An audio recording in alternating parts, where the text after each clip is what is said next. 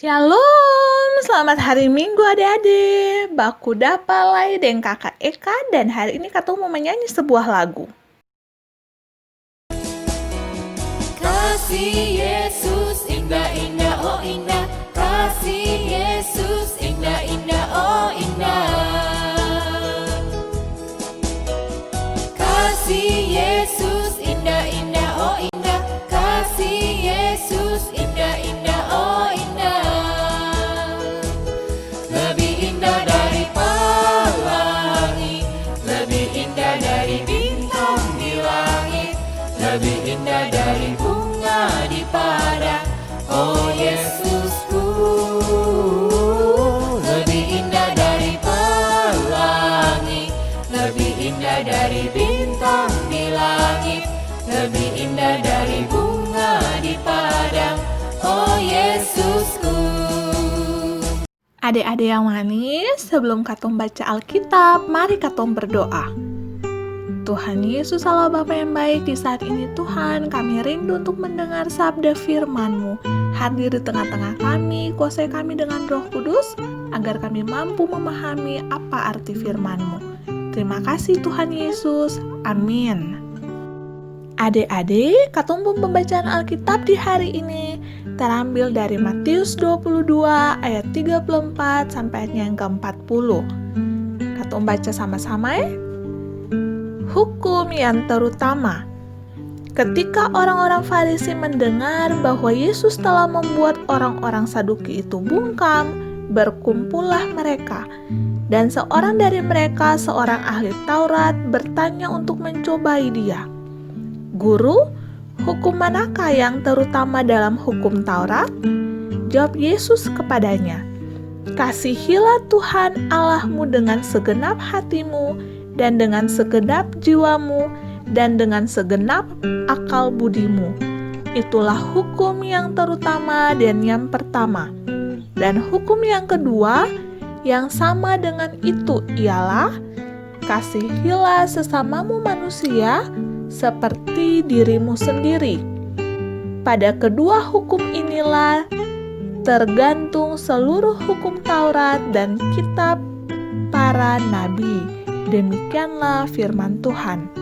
Adik-adik, Katong hari ini mau belajar tentang arti dan cara mengasihi Allah. Adik-adik dengar kakak Eka pun cerita satu Di suatu daerah, hiduplah seorang raja bersama rakyatnya. Sang raja ini dia mau mengadakan sayembara untuk rakyatnya, lalu dia mau kasih hadiah bagi orang yang menang. Hadiahnya tuh orang itu akan mendapat pangkat menjadi penasehat raja. Tapi adik-adik yang gampang untuk jadi pemenang, ada akan pun syarat. Syaratnya adalah setiap peserta harus mampu untuk mengasihi Allah dan juga sesamanya. Banyak orang yang mau menang sayembara itu. Akhirnya dong semua pergi mendaftarkan diri di istana untuk bisa ikut sayembara. Tapi adik-adik, orang-orang yang ikut sayembara itu dong semua gagal. Karena memang paling amat sulit untuk mengasihi Tuhan dan sesama sesuai dengan apa yang semestinya. Lalu, saat orang-orang yang gagal nih dong ada baca cerita, ada seorang pemuda miskin nih yang dengar. Lalu pemuda ini dia tahu dan dia mau ikut sayembara tuh adik-adik. Dia tinggal pikir dia rasa bahwa dia ini bisa menang sayembara tuh adik-adik. Tapi dia sadar kalau dia nih cuma seorang yang miskin. Dia punya pakaian yang layak, dia punya bekal yang cukup untuk ke istana. Tapi pemuda ini nih tuh dia paling semangat. Dia putus asa walaupun dia orang miskin. Dia kemudian berusaha untuk meminjam pakaian yang layak dan pantas. Dia juga berusaha untuk dapat bekal makanan untuk dia perjalanan pergi ke istana. Lalu akhirnya dia berangkat menuju ke istana dengan sangat percaya diri. Di tengah perjalanan adik-adik, pemuda ini bertemu dengan seorang pengemis tua. Tapi pengemis itu tuh untuk pakaian su paling jelek, tarobe-tarobe, untuk wajah paling kotor, dan untuk cuma minta-minta sah. Baru untuk su paling lapar, tapi saya nggak ada pemakanan. Pemuda itu paling ngerasa kasihan. Akhirnya dia memberikan dia pembekal makanan yang tadi tuh, dan dia juga menyerahkan dia pakaian untuk pengemis tua itu pakai. Sementara pemuda itu sendiri dia akhirnya memakai pengemis tua tuh pakaian yang sutarobe-tarobe tuh. Lalu adik-adik dengan tekad yang kuat, dengan semangat, pemuda itu melanjutkan dia perjalanan sampai di istana. Di kejauhan dia sulit istana paling bagus sih, dia tambah semangat lagi. Lalu ketika dia tiba di istana, prajurit semua mempersilahkan dia masuk ke dalam istana dengan bahagia. Setelah bertemu raja, pemuda itu sangat kaget adik-adik.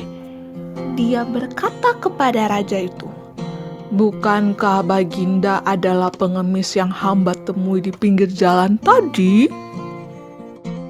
Benar anak muda, kamu berhasil memenangkan sayembara yang kuadakan. Adik-adik, kesimpulan ceritanya adalah pemuda tadi telah berhasil mengasihi seorang pengemis yang hina itu, bahkan memberikan harta miliknya. Itu berarti pemuda tadi telah mampu mengasihi Allah dengan sungguh. Lalu, apa itu kasih? Kasih itu, kasih itu, kasih itu, kasih itu, kasih itu, kasih itu, kasih itu, suka menolong, murah hati, tidak marah, saling menyayangi, saling mengampuni, sabar, tidak boleh sombong, tidak cemburu, melayani, memberi dengan hati yang gembira dan tulus, dan saling berbagi. Lalu, bagaimana cara katong mengasihi Allah? Adik-adik, kasih kepada Allah itu sama artinya dengan katong mengasihi sesama. Dan itulah yang telah dilakukan oleh pemuda tadi.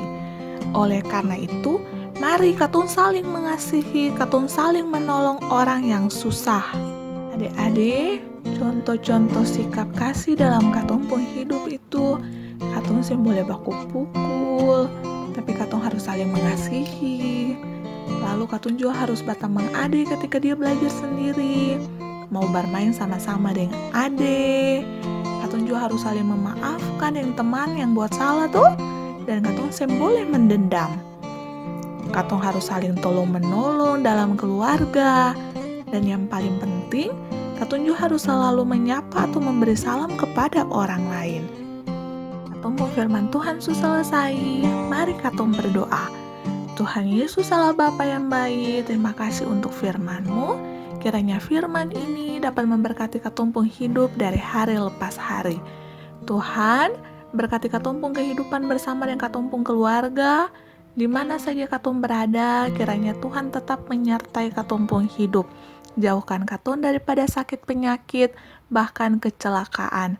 Tuhan Yesus juga mau memberkati katumpung kakak pengasuh, agar kakak pengasuh dalam tanggung jawabnya selalu diberikan hikmat dan kebijaksanaan. Sekarang, katong mohon berkat daripada-Mu. Kiranya kasih karunia dan damai sejahtera dari Allah Bapa, dari Tuhan Yesus Kristus mau tinggal menyertai katong semua, hari ini sampai selama-lamanya. Amin. Dadah adik-adik, sampai jumpa.